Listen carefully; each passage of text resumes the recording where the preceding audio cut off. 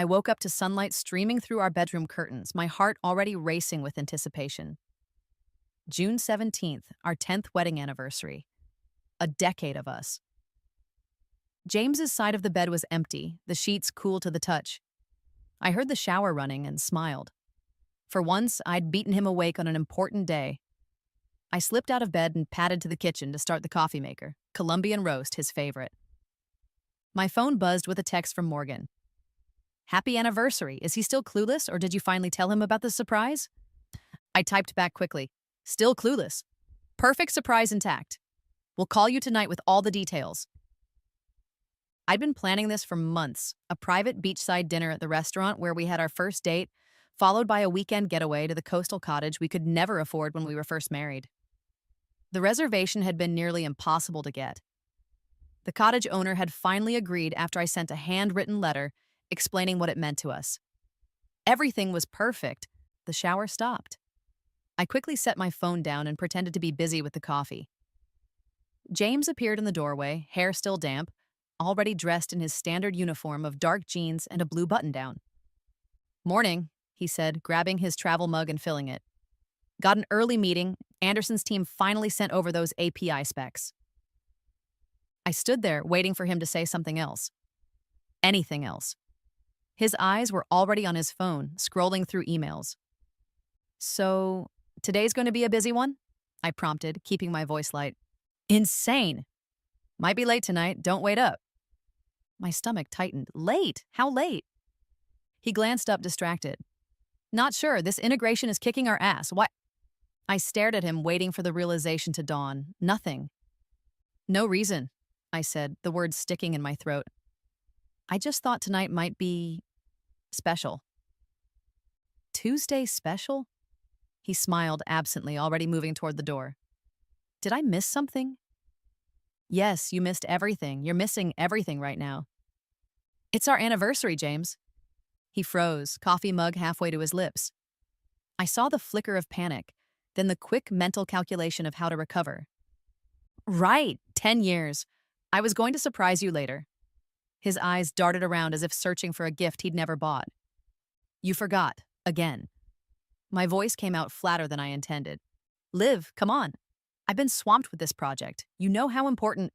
More important than our marriage? The words hung between us. I hadn't meant to say them out loud. That's not fair, he said quietly. You know that's not what I mean. I did know. That was the worst part. He didn't mean to hurt me. He just didn't think about me enough not to. 10 years, and I still hadn't found a way to make myself a priority in his mind. I made reservations, I said, at Pescatore for 7.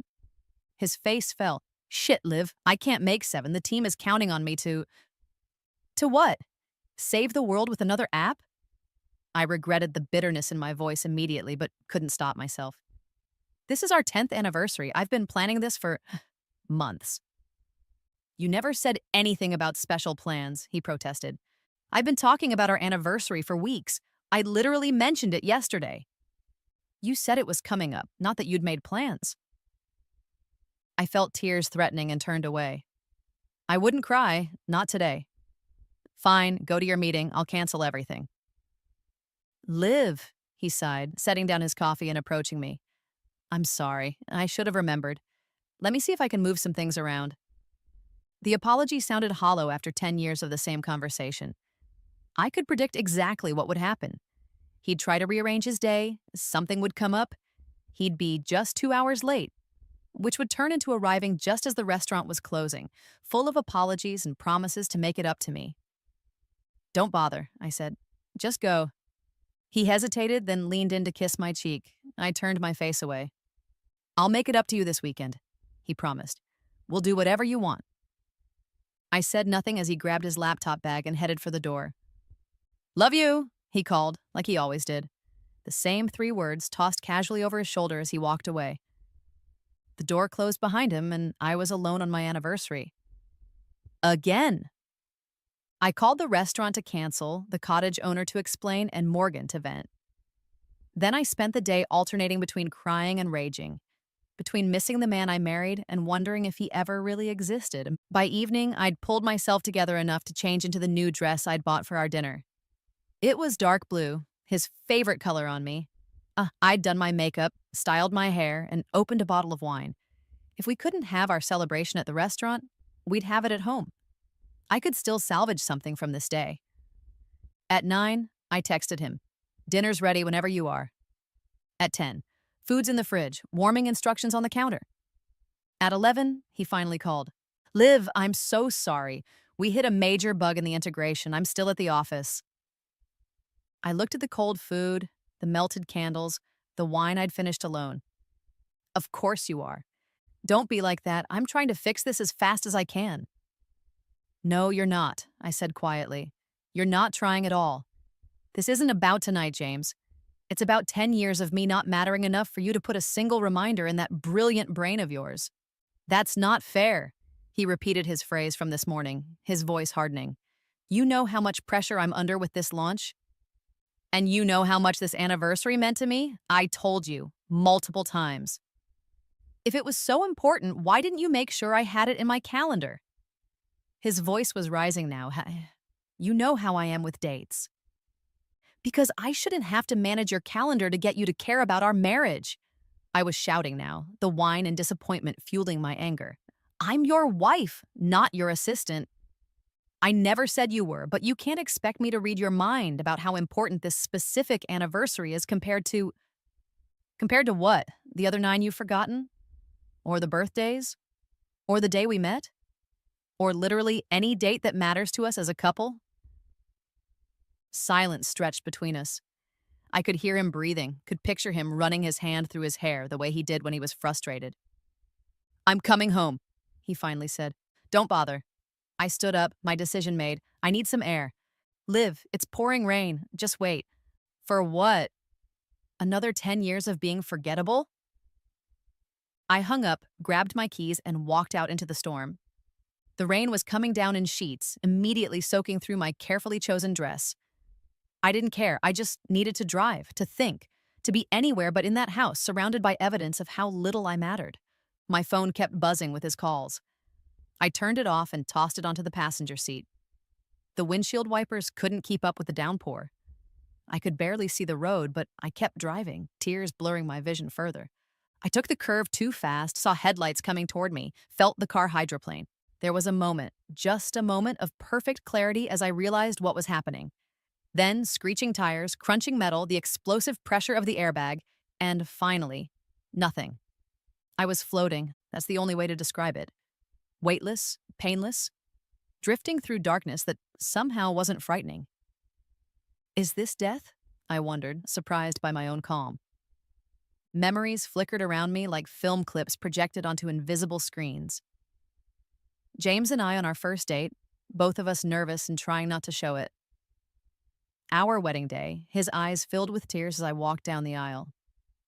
The night we moved into our house, sleeping on the floor because our bed hadn't arrived yet, laughing until our sides hurt. But other memories followed.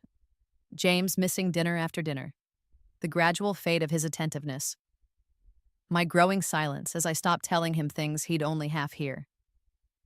The slow erosion of us, year by year, forgotten date by forgotten date. What do you regret most? The voice came from everywhere and nowhere, feminine but ageless, neither kind nor cruel. Being so forgettable, I answered without hesitation. Even to myself, I realized. Somewhere along the way, I'd forgotten my own worth. I'd accepted being an afterthought in my own marriage.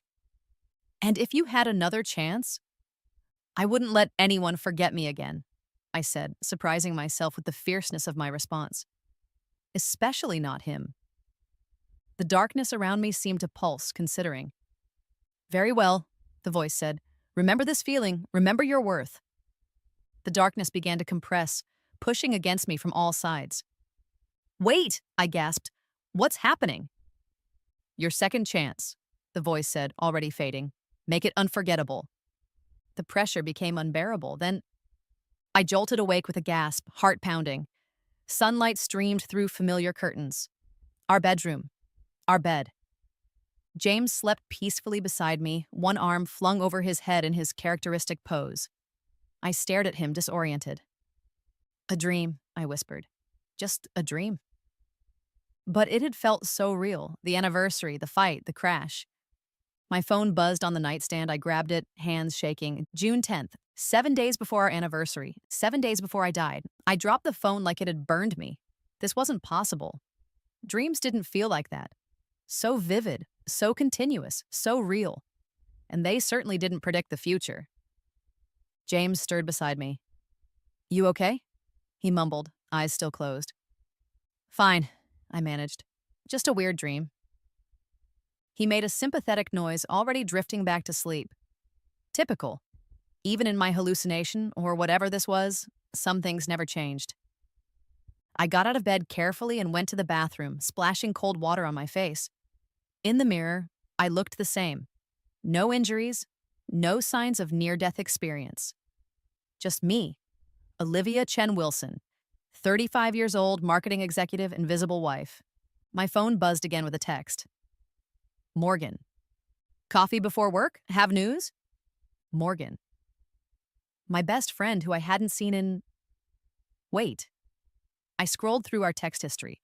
We'd had coffee just last week. But in my dream, or my other life, or whatever it was, Morgan had moved to Chicago last year after getting a job offer she couldn't refuse. I texted back quickly. "Absolutely. Usual place at 7:30? Perfect. Don't be late this time." I set the phone down, trying to organize my thoughts. If this was real, if I'd somehow traveled back in time or been given a second chance, I needed to confirm it. I opened my laptop and checked my work calendar. There it was, the Lewis presentation scheduled for tomorrow. In my previous life, that presentation had gone terribly because Lewis had suddenly changed what he wanted, demanding a completely different approach 2 hours before the meeting. There were other things I could verify. The Anderson API specs that James had mentioned. Those wouldn't arrive until the 17th, our anniversary. The rainstorm that caused my accident wasn't in the forecast yet. I closed the laptop, my mind racing. This was real. Somehow, impossibly, I'd been given 7 days to change my fate. James appeared in the doorway, yawning. "Coffee ready yet?" Same question as every morning. In my old life, I'd already have it waiting for him. This time, I looked up and said, "No, you can make it while I shower." He blinked, surprised, but nodded. "Sure, everything okay?" "Just running late," I said, heading for the bathroom. "Meeting Morgan before work." I didn't wait for his response. I needed to think, and I couldn't do that around him right now. Under the hot spray of the shower, I made my first decision. I wouldn't tell James about my experience. He was a literal, logical software developer. He'd think I was having some kind of breakdown, but Morgan might believe me. She'd always had an open mind about the unexplainable. I dressed quickly, choosing clothes I knew I looked good in rather than my usual practical work attire. James raised an eyebrow as I came out, but said nothing. "I'll be late tonight," he said, as I grabbed my bag. "Don't wait up." The familiar words made me freeze. How many times had I heard that exact phrase? How many dinners had gone cold? How many evenings had I spent alone because his work always came first? "Actually," I said, "I need you home by 7. We have dinner with the Parkers tonight." It was a lie. We had no such plans, but I needed to test something. "The Parkers?" He frowned. "Richard and Elise? Since when?" "Since last week when I told you about it," I said calmly. "It's on the shared calendar." It wasn't, of course. I'd invented it on the spot. Shit, I must have missed it. He ran a hand through his hair. "I'll try to wrap up early." I smiled tightly. "Great. See you at 7. As I drove to meet Morgan, I thought about what had just happened.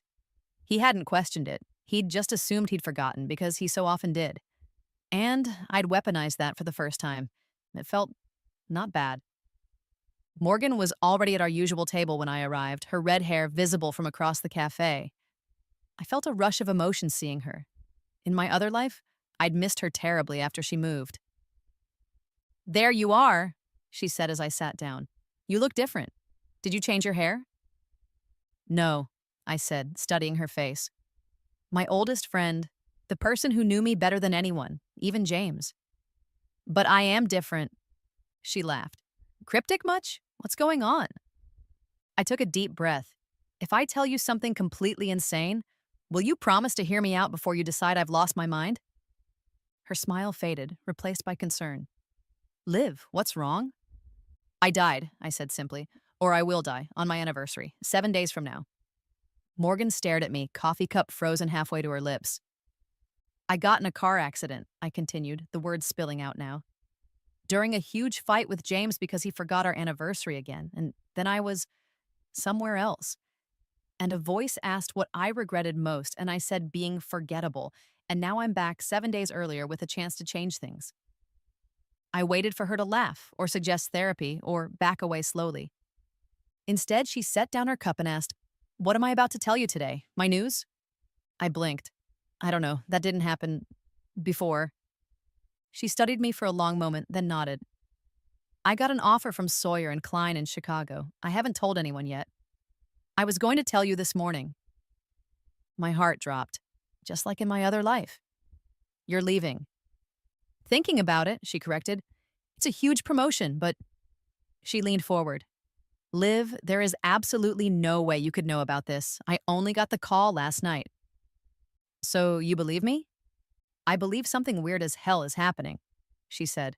And if anyone I know is going to get a cosmic do-over, it would be you. She reached for my hand. Tell me everything. So I did. The anniversary plans, the fight, the crash, the void, and the voice. Waking up this morning. And now I have 7 days to, what, stop myself from dying? Fix my marriage? Figure out why I got sent back? Morgan finished her coffee, thinking. Maybe all of the above, but first things first, you need to make sure you're not in that car during that storm. Right, but no buts. You literally died, Liv. Whatever else is going on, keeping you alive is priority one. She was right, of course, but something else was taking shape in my mind. A plan that addressed not just the symptom, but the disease. I needed to make sure he never forgets again, I said slowly. Not just the anniversary, but what it means. What I mean. Morgan raised an eyebrow. And how exactly do you plan to do that? I smiled, the first genuine smile since I'd woken up in this second chance. I'm going to use what I'm good at, brand protection. Brand protection? What does that have to do with... Her eyes widened as she caught my meaning. Holy shit, you're not thinking... I'm going to trademark our anniversary, I said, the plan crystallizing as I spoke. And then I'm going to charge him a licensing fee for using it. Morgan's laugh was so loud that several people turned to stare. That is either the most insane or the most brilliant thing I've ever heard. Why not both? I checked my watch. I need to get to work, but I also need your help. With the legal side, obviously. Not just that. I gathered my things. In my other life, we drifted apart after you moved. I can't let that happen again. Morgan's face softened. Never. Even if I take this job, we're stuck with each other. Good. I stood up. Because I have a feeling I'm going to need a good lawyer and an even better friend to pull this off. As I walked to my car, I felt something I hadn't felt in years. Purpose. Power. For once, I wasn't just reacting to life happening to me. I was happening to life. And James wouldn't know what hit him. Maria, do we still have that contact at the trademark office? The one who helped with the Burton case? Maria looked up from her computer, surprised to see me in the legal department. As head of brand protection at Meridian Marketing, I was technically part of the team, but I rarely visited in person. Jason Chang. Yeah, he still owes us for that Knicks game. Why? I closed her office door. I need some unofficial advice. Off the books. Maria raised an eyebrow but gestured for me to sit. Personal or professional? Both, actually. How much do you know about trademarking dates? She leaned back, intrigued. Depends on the context. Dates themselves can't be trademarked as generic markers of time, but specific expressions, logos, or business uses associated with dates can be protected. What about anniversaries? Interesting angle. She tapped her pen against her desk. Companies trademark their founding dates all the time as part of their brand identity. Established 1867 and all that. But I'm guessing you're thinking of something more personal. I nodded, choosing my words carefully. Let's say someone wanted to create a business around anniversary planning. Could they trademark a specific date in that context? Absolutely, Maria said. You'd need to create a distinctive mark, logo, or slogan incorporating the date. and show commercial use or intent to use in commerce. But the protection would be limited to your specific industry and the exact expression you've registered. So I couldn't stop someone from generally acknowledging that date exists. No, she laughed. But you could potentially stop them from using your specific mark or slogan commercially without permission. I nodded, wheels turning. Who handles our trademark filings now that Sarah's on maternity leave? That would be Jason himself, actually. Want me to connect you? Please, and Maria, this stays between us for now. She mimed, zipping her lips. Client confidentiality, even if the client is a colleague. Back in my office, I opened a new document and began sketching ideas. I couldn't trademark June 17th itself, but I could create a business around it. June 17th celebrations was generic but a start. I needed a logo, something distinctive that tied directly to my marriage with James. Our wedding invitations had featured intertwined olive branches, a play on my name, Olivia. I'd always loved that design. I quickly sketched a circle with the date June.17 inside, surrounded by olive branches. My phone buzzed with an email from Jason Chang offering to meet that afternoon. Perfect. For the next hour, I immersed myself in my actual work, reviewing protection strategies for our clients' brands. It was what I excelled at, identifying threats to brand integrity and developing preventative measures. The irony wasn't lost on me that I was now applying these same principles to my marriage. At lunch, I met Jason at a small cafe near our office. Maria says you have an interesting trademark question, he said after we'd ordered. I'm exploring a side business, I explained, anniversary planning and celebration packages, centered around a specific date that's personally significant to me. Jason nodded, unsurprised. Common starting point for many businesses. Personal connection becomes commercialized. Exactly. I've drafted a logo and business name, but I need to understand exactly what's protectable here. I showed him my sketch and explained the concept for June 17th celebrations. The date itself isn't protectable, he confirmed, echoing Maria.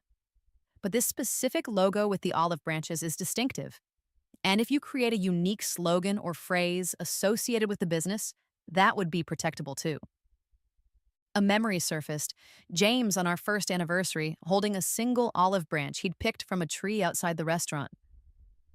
Olive you forever, he'd said, with that goofy smile that had made me fall in love with him, and it was the last anniversary he'd remembered on his own. What about Olive You Forever June 17th, Han? I asked.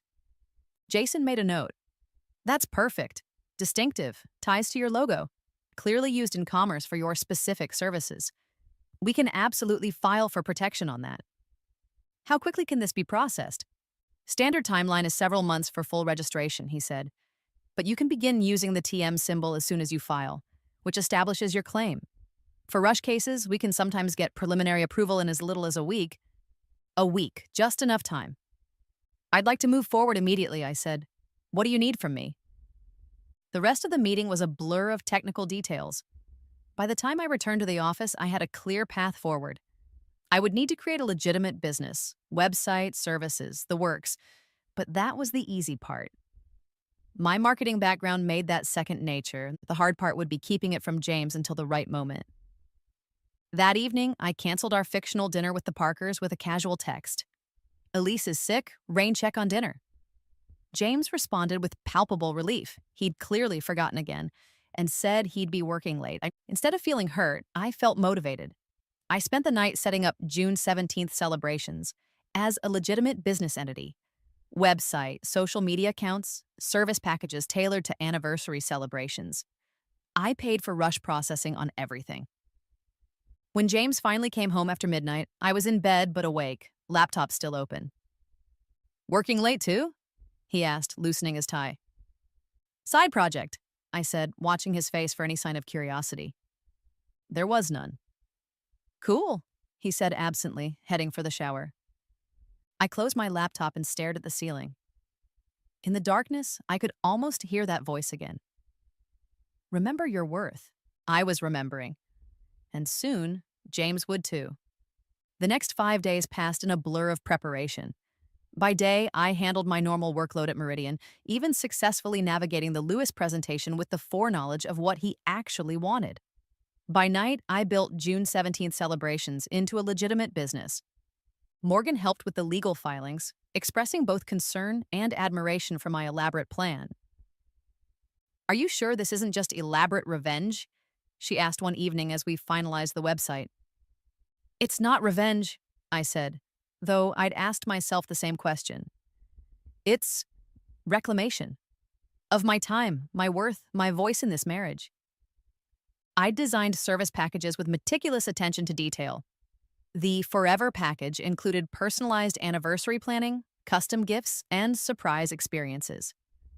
The Memory package offered documentary-style capture of special moments. All featured the tagline, "All of you forever, June 17th, and my distinctive logo. Jason had worked miracles with the trademark application, pushing it through channels I didn't want to know about. By June 14th, 3 days before our anniversary, I had preliminary approval and the legal right to use the TM symbol. That same night, I launched the marketing campaign. Targeted ads, social media, and most crucially, physical marketing materials sent to key local businesses, including James's company. I was in the kitchen preparing dinner when he came home that night, earlier than usual. "You're cooking?" he asked, surprised. I rarely cooked on weeknights anymore. "Trying a new recipe," I said, not mentioning that in my previous life, we'd ordered takeout every night this week. Small changes, rippling outward. He came up behind me, wrapping his arms around my waist and resting his chin on my shoulder. "Smells amazing." The familiar weight of him, the smell of his cologne, it hit me with unexpected force. This was the man I'd loved for over a decade, the man I'd died crying over. I turned in his arms. "How was your day?" "Actually, interesting. We're finalizing the Anderson proposal, and Richard suggested we send some kind of appreciation gift for their team. But he wants something more creative than the usual gift basket. Richard Park, James's business partner, who, if my plan worked, would be receiving my marketing materials tomorrow." "What did you decide on?" "That's the thing. We haven't. Richard's looking into some options." James released me and reached for the wine glasses. "Need a drink?" "Always," I said, turning back to the stove. "But tell me about the Anderson proposal. You've been working crazy hours on it." As James talked, I realized with a pang that I'd stopped asking about his work months ago. Not because I didn't care, but because his answers had become increasingly technical, full of jargon I didn't understand. But now, listening more carefully, I could appreciate the elegance of what he was building, even if I didn't grasp all the details. "Sorry," he said suddenly, setting the table. "I'm rambling about code again." "No, it's interesting," I said, and meant it. "I love how excited you get about solving these puzzles." He looked up, genuinely surprised. "You do?" Had it been that long since I'd shown interest? Had we both retreated so far into our separate worlds? "Of course, it's one of the things I've always loved about you. Your brain never stops working." He smiled, that rare, full smile that still made my heart skip. "Speaking of work that never stops, what's this side project you've been so absorbed in? You've barely looked up from your laptop all week." This was my opening. I could tell him everything now, avoid the drama of my plan. We could have an honest conversation about our marriage, about remembering what matters, but would it stick? Or would we have the same conversation we'd had every year, full of apologies and promises that evaporated as soon as work pressures returned? "Just some brand protection concepts I'm developing," I said instead. "Actually, it's related to what you were saying about client appreciation. I'm looking at new ways to mark significant dates." "Dates?" He raised an eyebrow. "Like birthdays and stuff?" "Anniversaries mostly," I said, watching his face for any flicker of recognition. There was none. June 17th meant nothing to him yet. "Interesting," he said, but his tone indicated it wasn't, really. "How's that different from what already exists?" I thought of the trademark documents, the carefully crafted legal language. It creates ownership of the celebration in a new way. "Sounds like you," he said, smiling absently. "Always finding new angles." If only he knew. We ate dinner, talking more openly than we had in months. Was it because I was making more effort? Or because I was approaching our relationship with new eyes, seeing both its flaws and its worth more clearly? After dinner, James helped clear the dishes, something he rarely did, and said, "I've missed this, us talking." "Me too," I admitted. He hesitated, then asked, "Is everything okay, Liv? You seem different lately." "Different how?" "I don't know, more present, but also like you're keeping something back." I dried my hands slowly. "I'm just reassessing some things about my life, what I want." Concern flickered across his face. "Oh, what you want? With us?" "With everything," I said, not untruthfully. "Don't worry, it's a good reassessment." He nodded, though he didn't look entirely convinced. "I've been thinking, too, about how much I've been working. After this Anderson project wraps up, maybe we should take some time off. Do something together." The irony was painful. In my previous life, he'd made the same suggestion the day after our anniversary. Too late. "That would be nice," I said, carefully neutral. "When does the project wrap up?" "Should be done by end of day on the 17th, he said, oblivious to the significance of the date. "So maybe that weekend?" I bit back a laugh that would have sounded hysterical. "The 17th, perfect." That night, as James slept beside me, I stared at the ceiling and asked myself again if I was doing the right thing. Was this elaborate scheme really about saving our marriage, or punishing him for years of neglect? And if it was both, did that make me a bad person? I thought of the crash, of floating in that void, of the voice asking what I regretted most. Being forgettable? Well, after tomorrow, that wouldn't be a problem anymore. "Are you absolutely sure you want to go through with this?" Morgan sat across from me in her office, surrounded by the legal documents we'd spent the last 5 days preparing. The cease and desist letter, the licensing agreement, the evidence file documenting years of forgotten anniversaries, birthdays, and significant dates. "I'm sure," I said, though my stomach was in knots. "Unless you think it won't hold up legally?" "Oh, it'll hold up for its purpose," she said. "You've created a legitimate business with a protected trademark, but Liv, this is your marriage we're talking about, not a corporate negotiation." "My marriage was dying long before I did," I said quietly. "This is shock therapy." Morgan sighed, shuffling the papers. "I've supported a lot of your crazy ideas over the years, but this one takes the cake." You realize he might just get angry, right? This could backfire spectacularly. "It could," I agreed, but doing nothing guarantees we end up exactly where we were. With me dead in a car crash and him never understanding why." Morgan flinched. "When you put it that way, I have to try something different. Something he can't ignore or forget." "Well, he definitely won't forget this." She handed me the finalized documents. "The trademarks are officially filed with the TM designation. Your business is properly registered.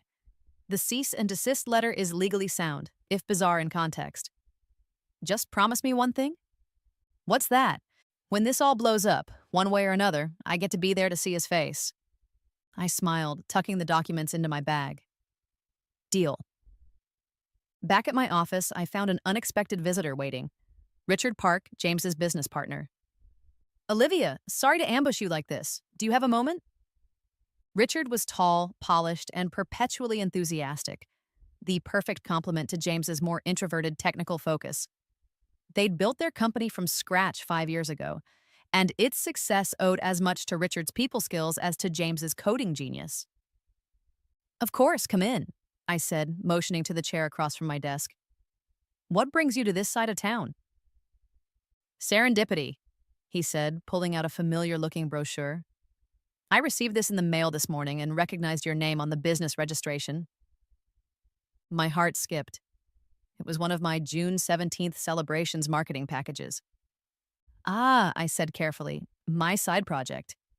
"It's brilliant," Richard said, eyes bright with interest. "We've been looking for exactly this kind of service for our client appreciation program. The Anderson team has been with us for 5 years as of June 17th, I finished, a strange feeling washing over me. Richard looked surprised. "How did you know?" "Lucky guess," I said, mind racing. This was an unexpected complication. "So you're interested in using my services for Anderson?" "Absolutely. Your package offering is exactly what we've been looking for. Something personal but professional. And the coincidence of the date is perfect." I smiled tightly.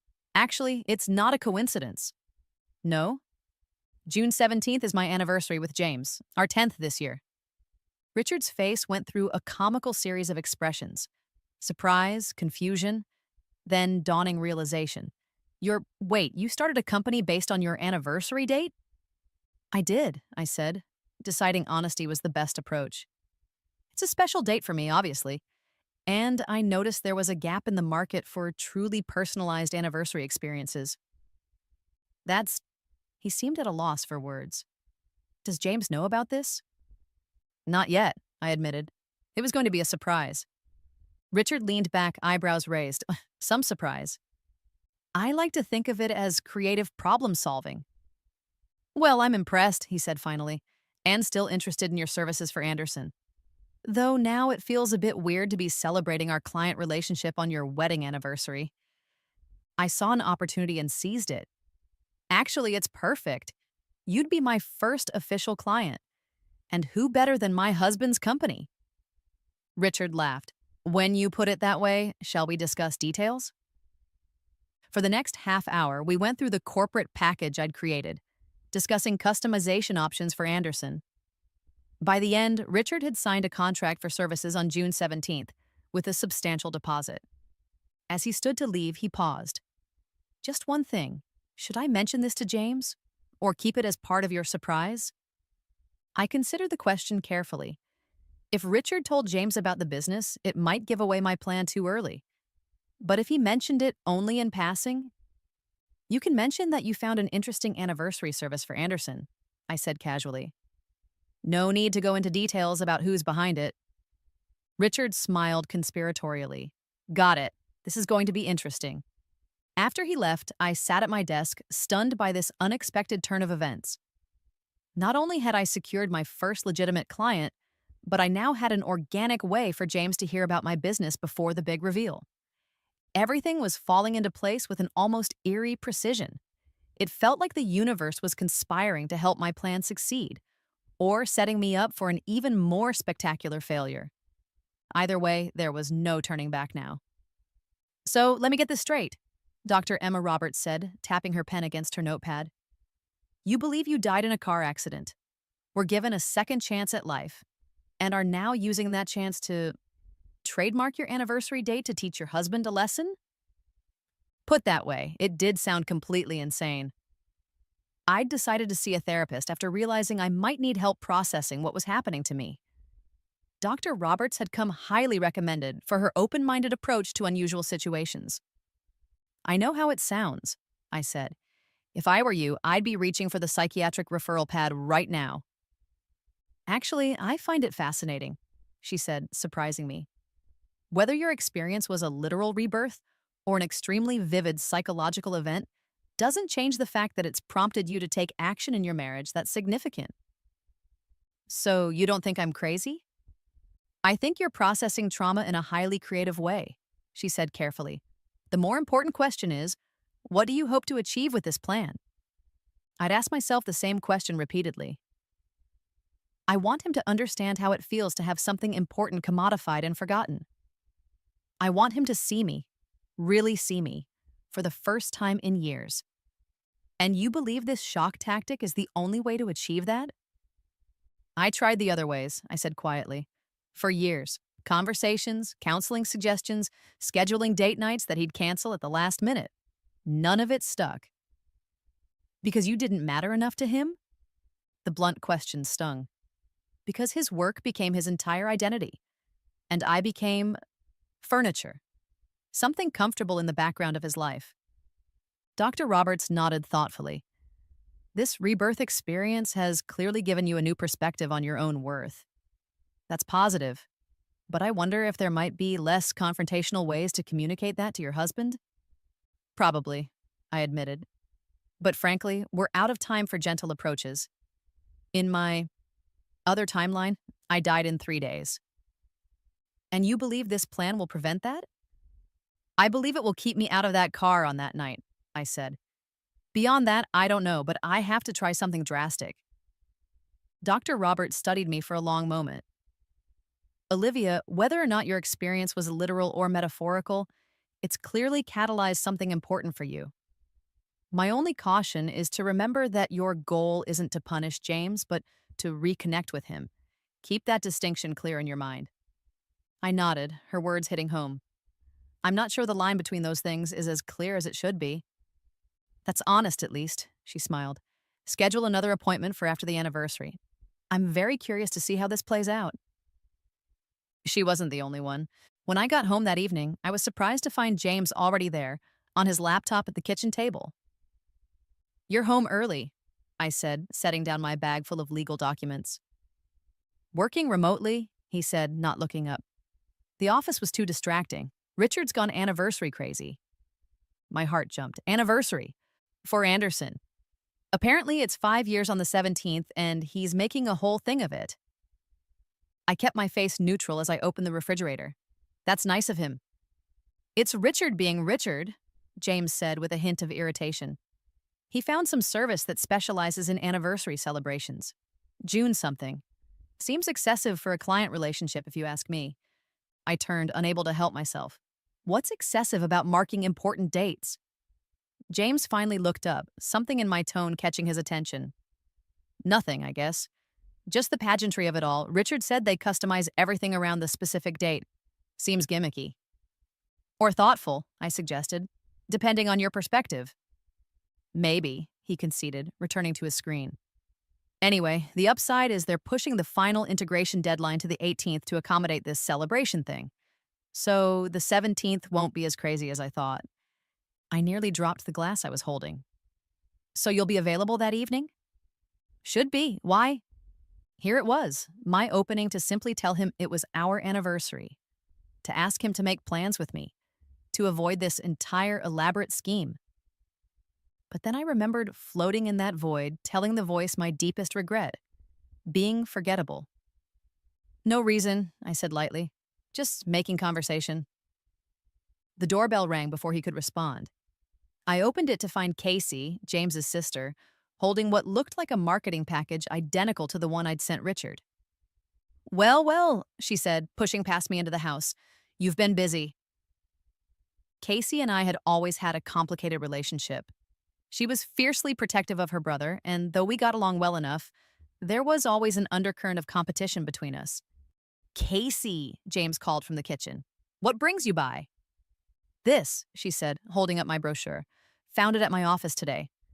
I tensed, preparing for her to expose my plan. But to my surprise, she gave me a small conspiratorial wink. Apparently, there's a new anniversary celebration service in town, she continued, dropping the brochure on the table in front of James. Thought it might be relevant to your interests. James barely glanced at it. Yeah, Richard's using them for the Anderson thing. Anderson? Casey looked confused. What does that have to do with business client? I cut in quickly. 5-year anniversary. Understanding dawned in Casey's eyes. Right, the business thing. The only anniversary that would be on your radar, obviously. James looked up, catching the edge in her voice. What's that supposed to mean? Nothing, Casey said innocently. Just making an observation about priorities. James frowned, glancing between us. Am I missing something here? Always, Casey muttered. Casey, I said firmly, can I talk to you outside for a minute? Once we were on the porch, I turned to her. How did you know? That my brother is oblivious to significant dates? Lifetime of experience? She said dryly. That you've created an entire business to make a point about it? The fact that your name is on the business registration and the trademark application, which is public record. I sighed. It's not just to make a point, it's a legitimate business concept. Sparked by legitimate frustration, she countered. Liv, I love my brother, but he's an idiot when it comes to remembering important dates. Always has been. I used to set reminders on his phone for Mom's birthday. And now? Now he's a grown man who should figure it out himself, she said firmly. So what's the plan here? Wait until he realizes he's violated your trademark by having an anniversary without paying the licensing fee? Put that way, it did sound ridiculous. Something like that. Casey laughed, surprising me. It's brilliant. Insane, but brilliant. When's the big reveal? On our anniversary, June 17th. The same day as this Anderson thing, she noted. Perfect timing. He'll be thoroughly confused. I hesitated, then asked the question that had been bothering me. Do you think it's cruel? Casey considered this. No. What's cruel is watching someone you love be repeatedly hurt by someone who should know better. She sighed. Look, James is my brother, and I'd do anything for him. But he's taken you for granted for years. I've seen it. Mom's seen it. Everyone has. Then why hasn't anyone said anything? Because it's not our place, she said simply. But now that you're doing something about it, she grinned. Count me in. In? What do you mean? I mean, I want to help, whatever you need to pull this off. I studied her, surprised by the offer. Why would you help me ambush your brother? Because I want my brother's marriage to succeed, she said seriously. And clearly, the gentle approach isn't working. Sometimes you need a sledgehammer to break through a concrete skull. I couldn't help but laugh. That's one way to put it. Yeah, so, partners in crime? I thought about it. Having Casey on my side would definitely help, and might soften James's reaction when he realized what I'd done. Partners, I agreed, shaking her outstretched hand. As Casey left, I felt a weight lift from my shoulders. I wasn't alone in this crazy plan anymore. For the first time since my rebirth, I felt like I might actually succeed. Not just in staying alive, but in saving my marriage. Now I just had to make it through the next 3 days without giving away the game. Have you seen this? James looked up from his phone as I entered the kitchen. Someone's trying to make money off random calendar dates now. I peered over his shoulder, heart racing. He was looking at a local business blog that had featured June 17th celebrations as an innovative new service. Interesting, I said, keeping my voice casual. What do you think of the concept? It's clever marketing, he admitted. Create artificial scarcity around something that's freely available. Like those companies that sell star naming rights. Maybe it's not about owning the date, I suggested, pouring coffee, but about making it special, memorable. For a fee, he pointed out. Isn't that worth it, though, if it means not forgetting something important? He scrolled through the article, oblivious to my pointed question. I guess. Richard's gone all in on it for the Anderson thing. He's even bought custom gift packages for their whole team. A pang of guilt hit me. I'd been so focused on my plan to shock James that I'd almost forgotten I had an actual client now with real expectations. When is the Anderson celebration exactly? I asked. Lunchtime tomorrow. Richard's rented out that new rooftop place downtown. Relief washed over me. My confrontation with James was planned for the evening. The timing was perfect. Sounds nice, I said. Will you be home after or working late? Should be home at a normal time for once, he said, setting down his phone. The integration is mostly done. Just some testing tomorrow morning. Another wave of déjà vu hit me. In my previous life, he'd said something similar, right before getting caught up in work and forgetting our anniversary entirely. I'll make dinner then, I said, the words feeling surreal. Was I setting myself up for the same disappointment? Or laying the groundwork for my grand reveal? Great, he said, standing and kissing my cheek. I'm heading in early today. See you tonight? I nodded, unable to trust my voice. As he grabbed his laptop bag and headed for the door, I had the sudden urge to stop him, to tell him everything about the rebirth, the trademark, the accident. But I let him go. Some lessons had to be learned the hard way. After he left, I called Morgan. Everything's ready for tomorrow. Casey's on board too. Casey? Morgan sounded surprised. James's sister. I thought she'd be the first to call you crazy. Apparently, she's been waiting years for me to stand up to him, I said, still a bit shocked myself. She's coming over tonight to help with the final preparations.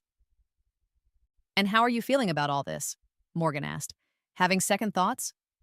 I considered the question carefully. I'm nervous, scared even, but also resolved. This isn't just about the anniversary anymore, Morgan. It's about whether our marriage has a future at all. Just remember what Dr. Roberts said. The goal is reconnection, not punishment. I know, I sighed, but first I need his full attention, and this is the only way I can think to get it. That evening, Casey arrived with takeout and a mischievous gleam in her eye. Final preparations for Operation Trademark? Something like that, I said, clearing space on the dining table. I need to finalize the cease and desist letter and prepare the anniversary display. The what now? I showed her the collection of photos, cards, and mementos I'd gathered from our previous anniversaries. I'm going to set this up tomorrow while he's at work. Evidence of all the anniversaries he's forgotten or minimized. Casey whistled low. That's cold, Liv. Effective, but cold. Too much? She considered the display. No, it's honest, and sometimes honesty hurts. We worked in companionable silence for a while, arranging photos and finalizing documents. There was something therapeutic about laying out the physical evidence of our relationship's slow deterioration. Can I ask you something? Casey said finally. Do you still love him? The question stopped me short. Yes, I said after a moment. I do. That's what makes this so hard. Then why go through with it? Why not just tell him how you feel? Because I have, I said simply. Over and over, and nothing changes. Casey nodded, understanding. He gets tunnel vision. Always has. When we were kids, he'd get so focused on a project he'd forget to eat. That's cute when you're building a science fair project, I said. Less cute when you're building a life together. True, she agreed. But that intensity is also why he's good at what he does. Why his company is succeeding. I know, I sighed. I've never wanted him to change who he is. I just want to matter enough to be included in his field of vision. Casey reached across the table and squeezed my hand. For what it's worth, I think this crazy plan might actually work. If anything can get through to him, it's this. I hope you're right, I said, staring at the pile of legal documents. Because if this doesn't work, I'm not sure what's left for us. After Casey left, I sat alone in the quiet house, looking at the evidence of 10 years together. Photos from happier times. Cards with promises of eternal love. The dried olive branch from our first anniversary preserved in a small frame. James came home late, as usual, apologizing about a last-minute issue with the Anderson implementation. I nodded and smiled, the script so familiar I could have recited his lines for him. As we got ready for bed, he paused, looking at me with unusual intensity. Is everything okay, Liv? You've been different lately. Different how? I don't know, more distant. Like you're preparing for something. Perceptive, finally, when it was almost too late. Just thinking about the future, I said carefully. What I want from life. He sat on the edge of the bed, suddenly serious. Are you unhappy? With us? The direct question caught me off guard. This conversation hadn't happened in my previous life. I searched for the right words. I'm tired of feeling invisible, James. Of being an afterthought in your life. He looked genuinely stunned. You're not an afterthought. You're everything to me. Am I? I asked quietly. When was the last time you showed me that? Really showed me, not just said the words? He opened his mouth, then closed it, clearly searching for an example and coming up empty. That's what I thought, I said, getting into bed and turning away from him. Good night, James. I felt him sit there for a long time before finally lying down beside me. Neither of us slept much that night. The silence between us filled with unspoken words and the ticking of the clock, counting down to our anniversary. Tomorrow, everything would change, one way or another. I woke alone, the space beside me already cold. For a moment, panic seized me. It was happening again, just like before. But then I saw the note on James's pillow. Early meeting about Anderson. Left you coffee. Back this afternoon. Love you. The same note from my previous life, word for word. I sat up slowly, feeling the weight of déjà vu pressing down on me. Today was the day, June 17th, our 10th anniversary, the day I had died. But this time would be different. This time, I was prepared. I checked my phone. Messages from Morgan and Casey checking in. A confirmation email from the trademark office. My application for Olive You Forever, June 17th, had received expedited approval. It was official. I spent the morning setting up the anniversary display in the dining room, arranging photos and mementos in chronological order. Year 1, when he'd remembered on his own. Year 2, when I'd had to remind him a week before. Years 3 through 9, each with decreasing effort on his part and increasing disappointment on mine. At 11, I called Richard Park. Olivia, just about to head to the venue. Everything's set up beautifully. I'm glad to hear it, I said. I just wanted to make sure you had what you needed for the Anderson celebration. Everything's perfect. The custom packages are a hit already. Anderson's CEO was blown away by the personalization. I've already had 3 other clients ask about your services. That's great, I said, genuinely pleased despite the circumstances. But Richard, there's something else I need to tell you. What's that? Today isn't just Anderson's 5-year anniversary, it's also my 10th wedding anniversary with James. Silence on the line. Then, please tell me you're joking. I'm not. And he doesn't remember. Not so far. Richard groaned. Olivia, I'm so sorry. If I'd known, I never would have scheduled. It's not your fault, I assured him. James never mentioned it because he doesn't remember. But I wanted you to know before things get complicated this afternoon. Complicated how? Richard asked warily. James may be receiving some legal documents regarding unauthorized use of my trademarked date. Another long silence. Then Richard began to laugh. You trademarked your anniversary date and he has no idea? I don't even know what that is. Genius? Terrifying? A little of both, I admitted. I just didn't want you caught in the crossfire. I appreciate the warning, he said, still chuckling. For what it's worth, I think it's brilliant. James needs a wake-up call, and this is certainly creative. Or you're not angry? Why would I be? You've provided an exceptional service for our client, and you're about to provide an exceptional life lesson for my partner. That's value added in my book. After we hung up, I finished my preparations. The cease and desist letter printed on official letterhead, the licensing agreement Morgan had helped draft, the evidence file documenting years of neglect. At noon, I sent James a simple text. Happy anniversary. No response. At 1, I called his office. His assistant said he was in the Anderson celebration and couldn't be disturbed. At 2, I put on the blue dress I'd worn in my previous life, the one I'd died in, a reminder to myself of what was at stake. At 3, I received a text from Casey. He just left the celebration. Operation Trademark is a go. At 3:30, my phone rang. James. Liv, he said, his voice tight with panic. I am so sorry. I completely forgot what today is. Did you? I asked, keeping my voice neutral. Or did you just not think it was important enough to remember? Of course it's important. It's our anniversary, 10 years. I'm an idiot. Yes, I agreed. You are. He sounded taken aback by my bluntness. I'm coming home now. We can still salvage the day. Dinner reservations, whatever you want. I'll be here, I said. And James, you might want to stop and pick up a good lawyer on your way. A lawyer? What are you talking about?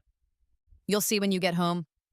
I hung up before he could respond, heart pounding. The confrontation I'd been planning for a week, or perhaps for years, was finally at hand. The question was, what would remain of our marriage when it was over? James burst through the front door at 4:15, arms full of hastily bought roses and a gift bag from the jewelry store down the street. Liv, he called, sounding desperate. I'm so sorry. I know I screwed up, but I want to make it right. I was sitting calmly at the dining table, surrounded by the anniversary display and the legal documents. In here, I called, arranging my face into a neutral expression. He appeared in the doorway, taking in the scene with visible confusion. His eyes moved from the photos to the documents to my face. What is all this? Evidence, I said simply. Please sit down. Liv, I know I forgot our anniversary, again, and I'm truly sorry, but this seems excessive. Excessive, I repeated. Interesting choice of word. Please sit. He sat cautiously, setting down the flowers and gift bag. You're scaring me a little. Good, I said. Fear indicates attention, and I finally have yours. I slid the cease and desist letter across the table. This is for you. He picked it up, frowning. June 17th celebrations. Wait, this is the company Richard used for the Anderson thing. His eyes widened as he scanned further. Olivia Chen Wilson, founder and CEO. What the hell? Keep reading, I said calmly. Cease and desist unauthorized emotional usage of the trademarked phrase, all of you forever, June 17th. Liv, what is this? Exactly what it looks like. I've trademarked our anniversary date, or more specifically, a business and slogan built around it.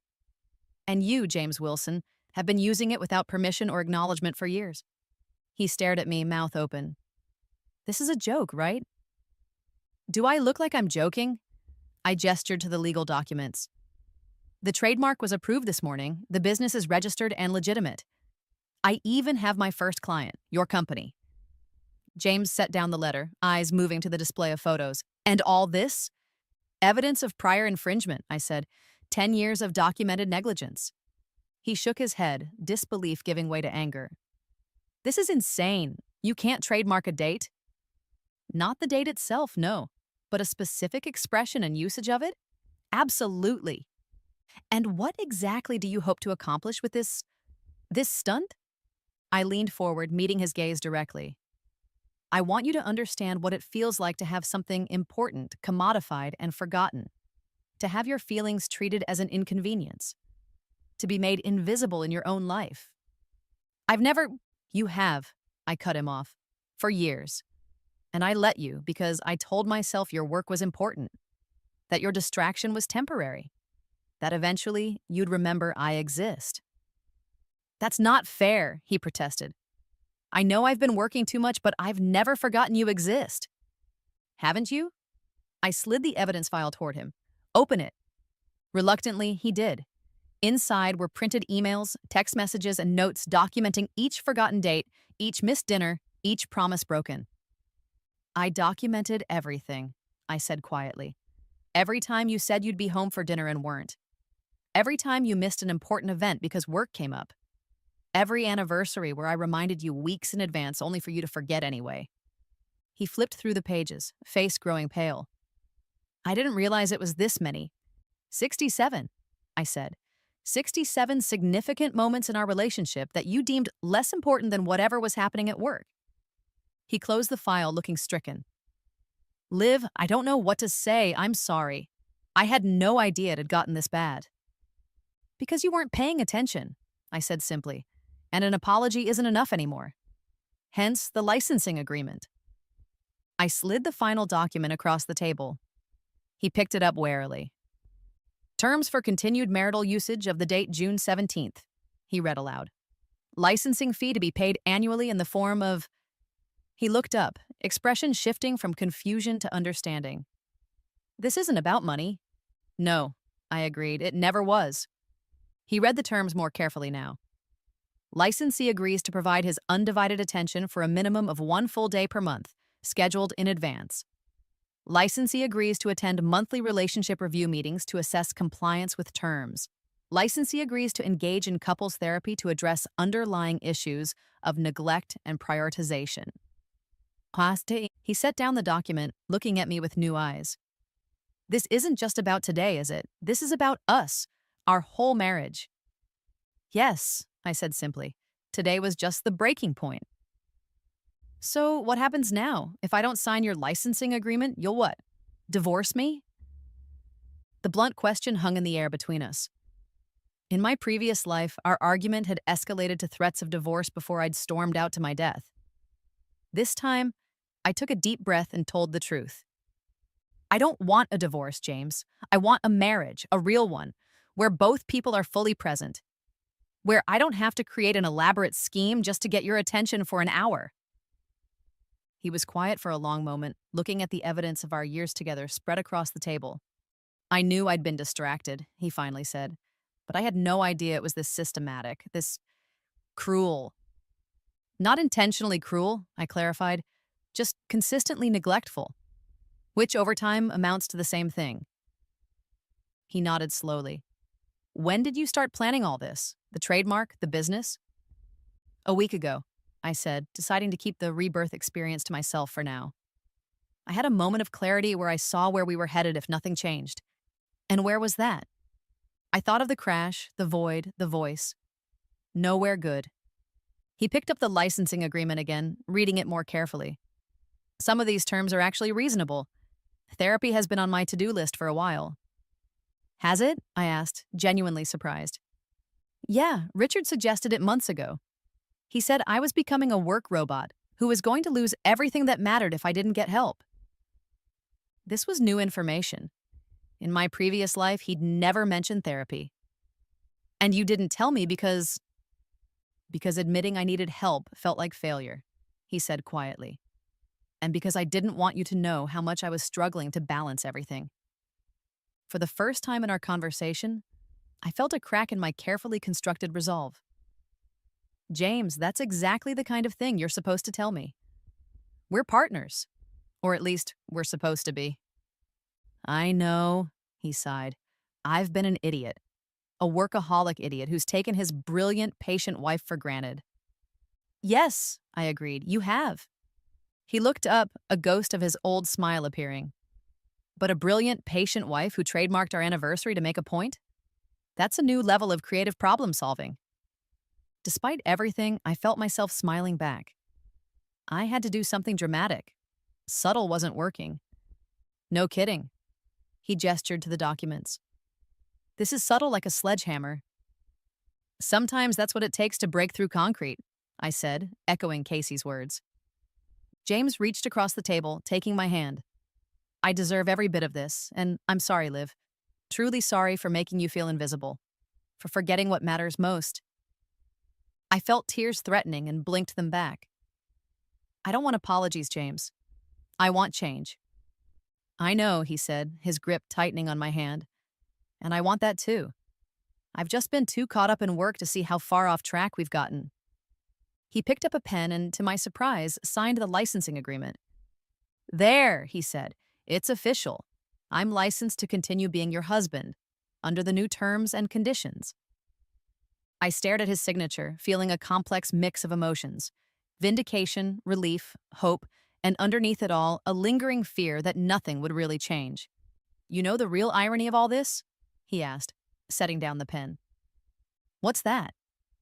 I actually did remember our anniversary initially. I had it in my calendar from months ago. But when Richard scheduled the Anderson thing on the same day, I convinced myself I must have gotten the date wrong.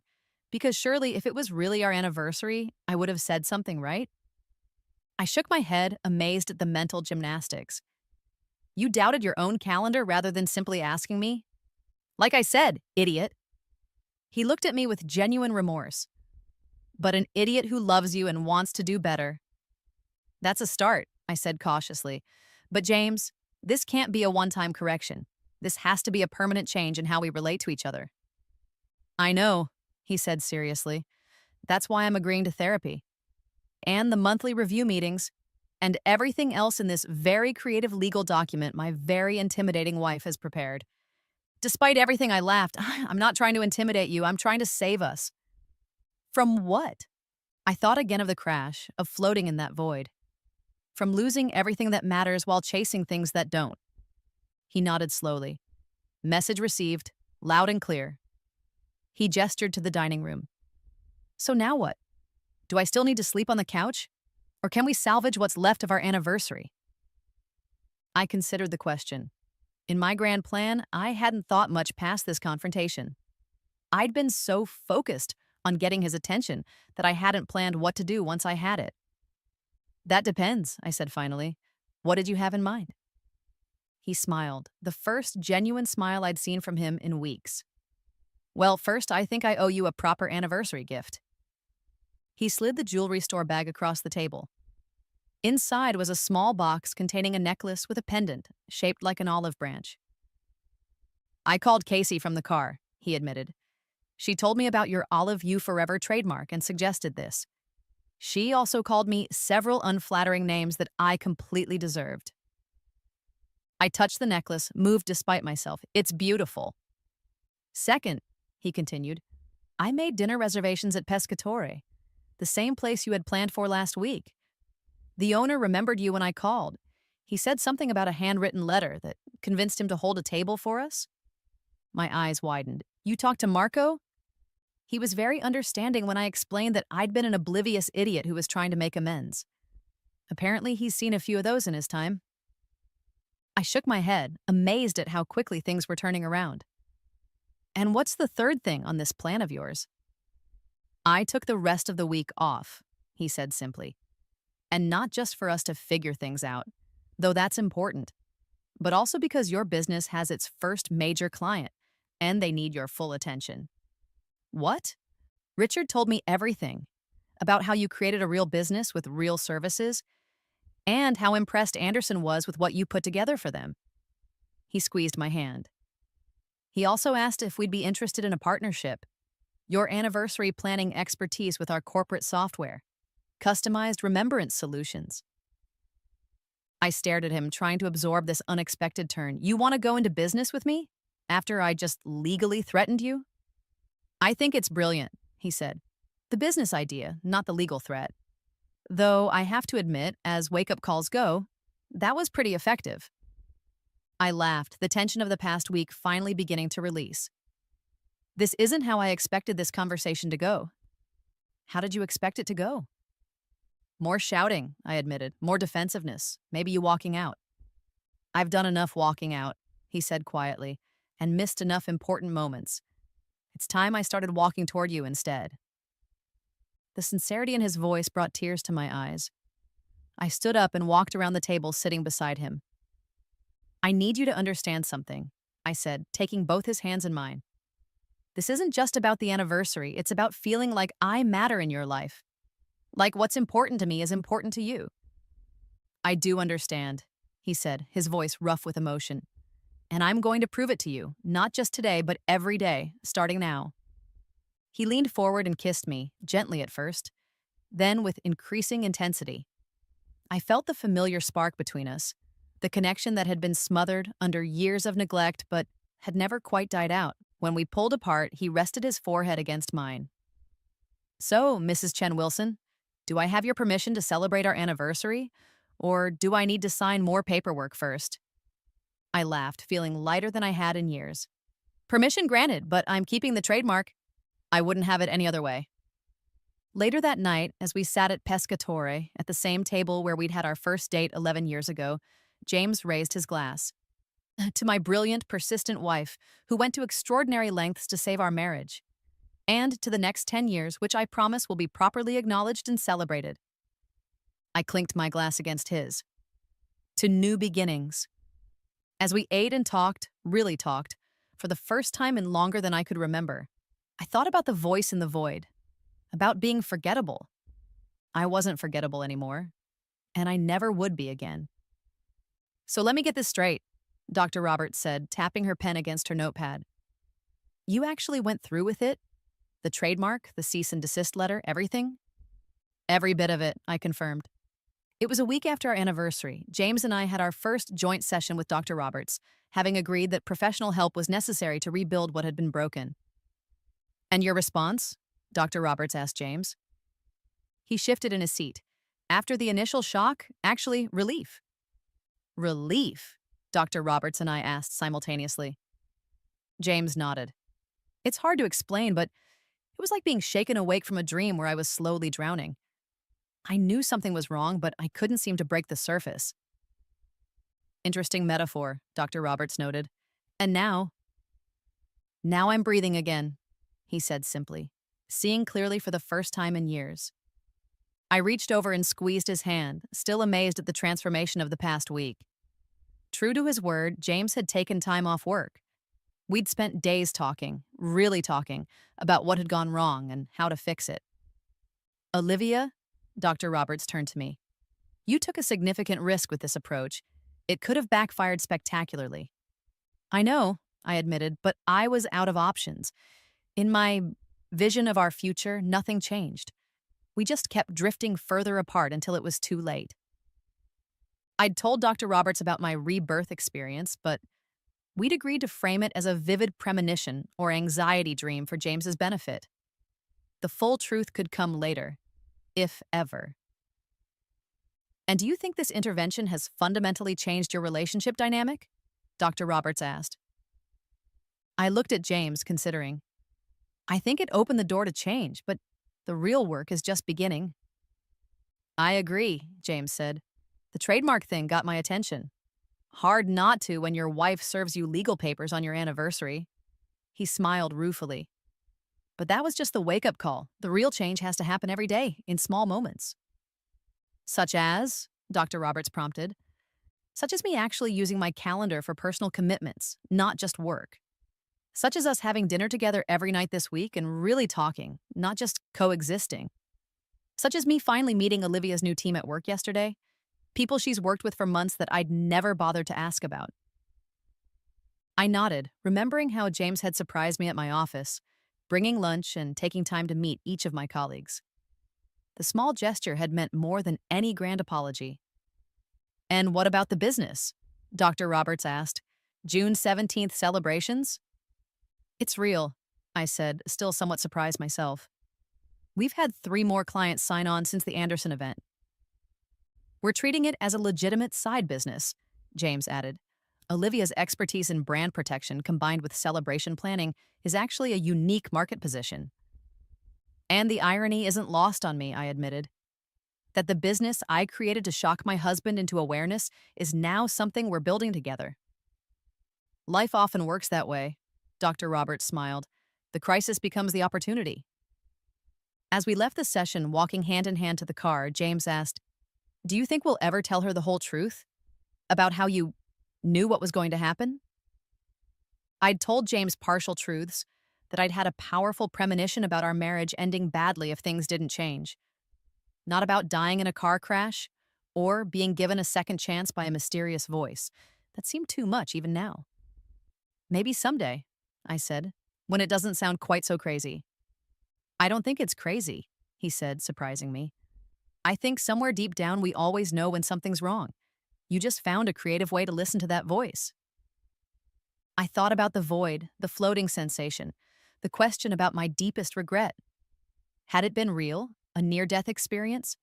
Or just my subconscious, finally screaming loudly enough that I couldn't ignore it? What matters is that we heard it, I said finally, before it was too late. James stopped walking and turned to face me. I need you to know something. I'm grateful, Liv, for the wake-up call, for the second chance, even for the trademark. He smiled. Not many men can say their wife literally had to create a business and invoke intellectual property law to get their attention. Not many men are as oblivious as you were, I teased. True, he acknowledged. But not many women are as determined and creative as you are. You could have just left me. The words hung in the air between us, the unspoken truth we'd been dancing around. I could have given up. Many would have. I almost did, I admitted. In my vision or whatever it was. I was driving away when the accident happened. He pulled me close, his arms tight around me. I'm so glad you found another way. I can't imagine my life without you in it. You won't have to, I promised. Just don't make me trademark any more significant dates.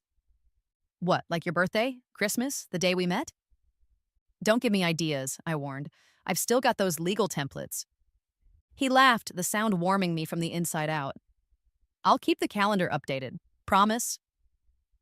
As we drove home, I thought about the journey of the past 2 weeks. From death to rebirth, from invisibility to being truly seen. It wasn't perfect. We still had years of patterns to unlearn, trust to rebuild, habits to change. But for the first time in a long time, I felt hope. Real hope, not just wishful thinking. What are you thinking about? James asked, glancing over. The future, I said. Our future. Which looks like? I smiled, reaching for his hand. Unknown, unpredictable, but together. Actually together, not just occupying the same space.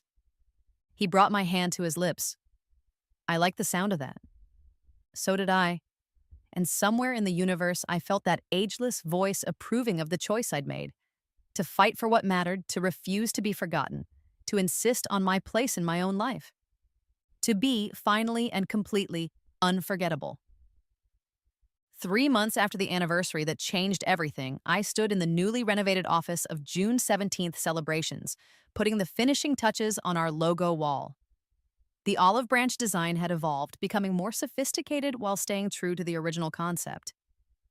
Looks perfect, James said, coming up behind me with coffee. Though I still can't believe our conference room has a giant reminder of the day I almost ruined our marriage. Think of it as a daily reminder not to screw up again, I teased, accepting the coffee gratefully. The office was small but elegant, a converted storefront downtown. What had started as a scheme to get my husband's attention had transformed into a thriving business with a growing client list. We specialized in meaningful anniversary celebrations for both corporate partnerships and personal relationships, with an emphasis on creating traditions that couldn't be forgotten. James had developed an app that complemented our services, a sophisticated reminder system that went beyond simple calendar alerts to create escalating awareness of approaching significant dates. It was called Never Forget, with the tagline, "Because some dates should be unforgettable." The irony wasn't lost on either of us. "The Washburns are coming in at 11, James reminded me, checking his phone. "First consultation for their 25th wedding anniversary next year?" "I've got the portfolio ready," I said, "and Morgan's coming by to help with the contract specifics." Morgan had become our unofficial legal counsel, handling the business aspects while maintaining her regular job. She'd ultimately turned down the Chicago offer, deciding that Alexandria held more opportunity than she'd realized. Casey arrived as we were setting up for the meeting, carrying a box of freshly printed brochures. "Hot off the press," she announced, setting them on the reception desk, "and looking good if I do say so myself." Casey had surprised us all by leaving her corporate job to join June 17th celebrations as our marketing director. "Turns out watching you two rebuild your marriage made me reassess what I was doing with my life," she'd explained. "If my workaholic brother can change, anyone can." The Washburns arrived precisely at 11, a well-dressed couple in their late 40s, with the slightly awkward body language of people who'd been together a long time but had grown apart. "Welcome," I greeted them, recognizing something of myself and James in their careful politeness toward each other. "Let's talk about how we can make your 25th anniversary truly unforgettable." As I led them through our consultation process, I caught James watching me with a soft smile. "What?" I mouthed when the Washburns were looking through our portfolio. "Just proud of you," he mouthed back. And I was proud of what we'd built, of how far we'd come, of the second chance we'd seized with both hands. After the Washburns left, having signed a contract for our most comprehensive anniversary package, James pulled me into our small office. "They reminded me of us," he said. "Before." "I noticed that too," I admitted. "That careful distance, the formality." "Do you think we can help them? Really help them?" I considered the question seriously. "I think we can give them the opportunity to remember why they chose each other in the first place. What happens after that is up to them." James nodded, his expression thoughtful. "It's strange, isn't it? How easily we forget the most important things." "Human nature," I said. "We take for granted what's always there." "Not anymore," he promised, pulling me close. "Not a single day." He'd kept that promise in the months since our confrontation. The changes weren't just in grand gestures, but in small daily habits. Texting during the day just to check in. Actually listening when I talked about work. Coming home when he said he would. Setting aside dedicated time each week just for us. And I'd changed too. I'd become more direct about my needs, more willing to call him out when old patterns emerged. I'd stopped swallowing disappointment and hoping things would magically improve. We'd both learned that real change required constant attention. That evening, as we closed the office and walked home together, another new habit, James asked, "Have you thought any more about Richard's expansion proposal?" Richard had suggested taking June 17th celebrations national, with franchise opportunities in major cities. It was an exciting prospect, but also daunting. "I'm still considering it," I said. "Part of me worries about growing too fast, losing the personal touch that makes us special. And the other part is excited about the possibility of helping more couples find their way back to each other," I admitted. "Like we did." James squeezed my hand. "Whatever you decide, I'm with you." 100%? 100%, he confirmed. "Licensed and fully committed." I laughed, shaking my head. "The licensing fee joke is never going to get old for you, is it?" "Nope, it's my favorite reminder of how brilliant and slightly terrifying my wife can be." As we reached our front door, I paused, suddenly struck by the parallels between now and 3 months ago. The same house, the same marriage, and yet everything had changed. What's wrong? James asked, noting my hesitation. Nothing's wrong, I assured him. I was just thinking about that day, the anniversary, how close we came to losing everything. He pulled me into his arms, his expression serious. But we didn't. You made sure of that. We made sure of that, I corrected. It took both of us to fix what was broken. True, he agreed. But it took your crazy trademark scheme to start the process. Speaking of which, I said, remembering something. The official trademark certificate arrived today. It's framed and ready for the office wall. Perfect, James grinned. A daily reminder of the lengths you'll go to when pushed too far. Let's hope you never need another demonstration, I said dryly. Trust me, he said, opening the door and guiding me inside. Some lessons only need to be learned once. As we entered our home, truly our home now, not just a place where we both happened to live, I thought about the journey we'd taken. From disconnection to rebirth. From being forgotten to being unforgettable. I'd trademarked our anniversary date as a desperate attempt to save my marriage and my life. I couldn't have imagined then that it would lead not just to reconciliation, but to a whole new chapter for both of us. A new business, yes, but more importantly, a new understanding of what really mattered. What time is the Chen dinner tomorrow? James asked, checking his phone calendar where all our important dates were now meticulously recorded. 6:30, I answered, and Mom said to bring that chocolate thing you made last time. Got it, he nodded, adding the dessert to his reminder list. Such a small thing, this simple exchange. And yet it represented everything that had changed. His attentiveness, his engagement, his presence in our shared life.